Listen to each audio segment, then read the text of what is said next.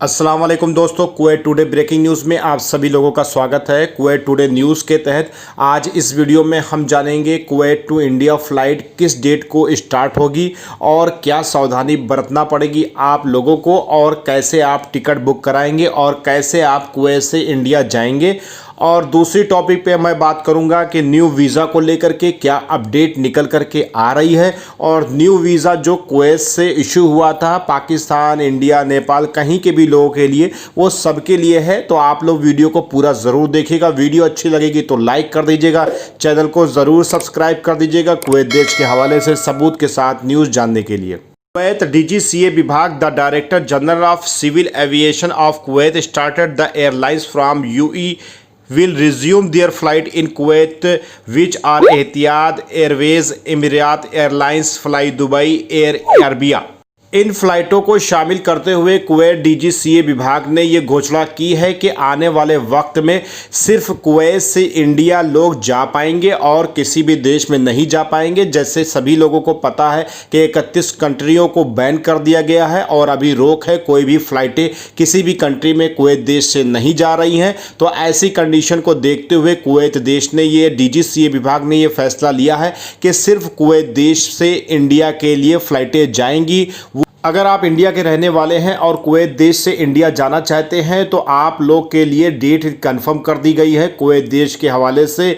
10 अगस्त के बाद आप लोग कुवैत देश से इंडिया जा सकते हैं। लेकिन ये 10 अगस्त के बाद की अपडेट तो आ गई है कि जो भी कुवैत देश में परेशान है और इंडिया जाना चाहते हैं, किसी भी कंडीशन में हो वो फ़िलहाल, तो वो टिकट कटा करके जा सकते हैं। लेकिन अभी जो है आपको थोड़ी सी सावधानी ये बरतनी है कि कानून बदलते देर नहीं लगती, इसलिए पहले से टिकट ना कराएं। आने वाले वक्त में जब भी फ़्लाइटें शुरू होंगी उस दौरान आप टिकट कटा सकते हैं और कुवैत देश से इंडिया जा सकते हैं।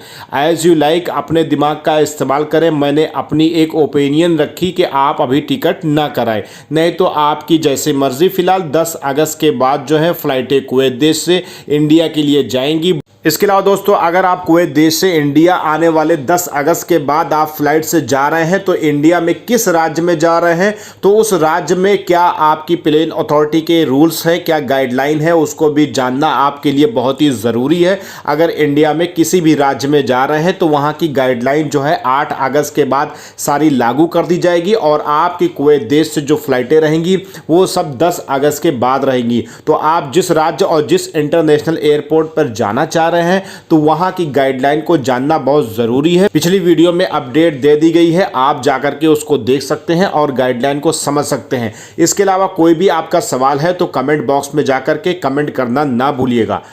इसके अलावा दोस्तों चलिए हम जान लेते हैं पीसीआर से रिलेटेड क्या इन्फॉर्मेशन है। और पीसीआर से रिलेटेड बहुत से लोगों का सवाल है और बहुत से लोग कंफ्यूज हैं कि आने वाले वक्त में 10 अगस्त के बाद जब कुवैत से इंडिया हज़ारों की संख्या में रोज़ जाना शुरू होंगे तो क्या उस दौरान पीसीआर टेस्ट ज़रूरी होगा, क्या इंश्योरेंस ज़रूरी होगा। जैसे कि आपकी कुवैत की पिछली अपडेट के आधार पर बताया गया था कि पीसीआर से रिलेटेड इन्फॉर्मेशन दी गई थी और आपको पता भी है, लेकिन कन्फ्यूज़न के आधार पर मैं आपको अपडेट दे दूं कि अभी तक कुवैत के डीजीसीए विभाग ने जो अपडेट दी है उस अपडेट के आधार पर पीसीआर से रिलेटेड कोई भी बात नहीं की गई है और ना ही पीसीआर टेस्ट को ज़रूरी किया गया है जिस तरीके से पिछली वीडियो में अपडेट मिल रही थी। लेकिन अभी कोई भी अपडेट पीसीआर से रिलेटेड नहीं है। आने वाले 10 अगस्त के बाद अगर फ़्लाइटें कुवैत देश से इंडिया के लिए शुरू होती हैं तो लेटेस्ट अपडेट के आधार पर अगर कुवैत देश से पीसीआर से रिलेटेड कोई अपडेट आती है तो मैं उसको तो अपडेट कर दूंगा, लेकिन उसके लिए चैनल को सब्सक्राइब करके रखिए, तभी आपको पता चल पाएगा।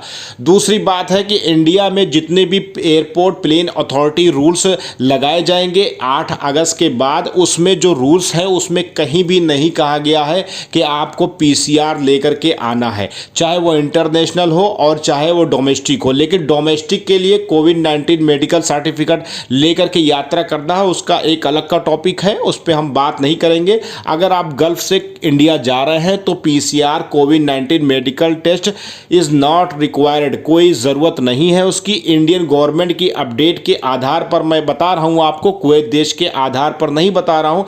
कुवैत देश जो आगे चल करके 10 अगस्त के बाद जो फ्लाइटें इंडिया के लिए शुरू कर रहा है उसके आधार पर जब जब कोई अपडेट आएगी तो मैं आपको बताऊंगा।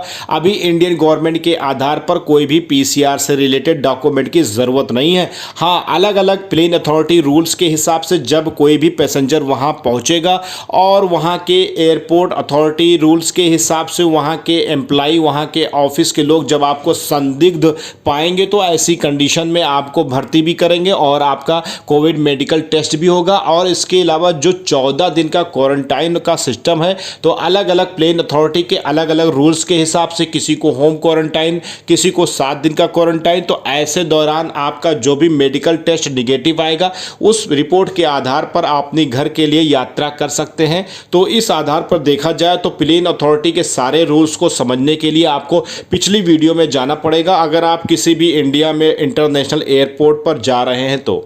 इसके अलावा दोस्तों चलिए हम जान लेते हैं कि कुवैत देश ने वीज़ा की क्या अपडेट दी है। उस अपडेट के आधार पर चाहे आप पाकिस्तान, बांग्लादेश, नेपाल और इंडिया के रहने वाले हों और आपका चाहे वीज़ा शेउन का हो, चाहे खादिम का हो और चाहे कमर्शियल हो, चाहे फैमिली वीज़ा हो, चाहे विजिट वीज़ा हो, किसी भी तरह का कोई भी वीज़ा अगर आपका 13 मार्च 2020 से पहले इशू किया गया था और आप तक पहुंचा था, नहीं पहुंचा था, वो एक अलग की प्रक्रिया, या पहुंचा था आपने वीज़ा स्टाम्पिंग वगैरह करा लिया, टिकट करा लिया, या आपका गमका वगैरह हो गया, कुछ भी किसी भी तरह की कोई भी प्रक्रिया से आप गुजर रहे हैं या गुजर गए हैं तो वो बात अलग की है। लेकिन आपका 13 मार्च 2020 से पहले इशू किया गया वीज़ा सारा रद्द कर दिया गया है, कैंसिल कर दिया गया है।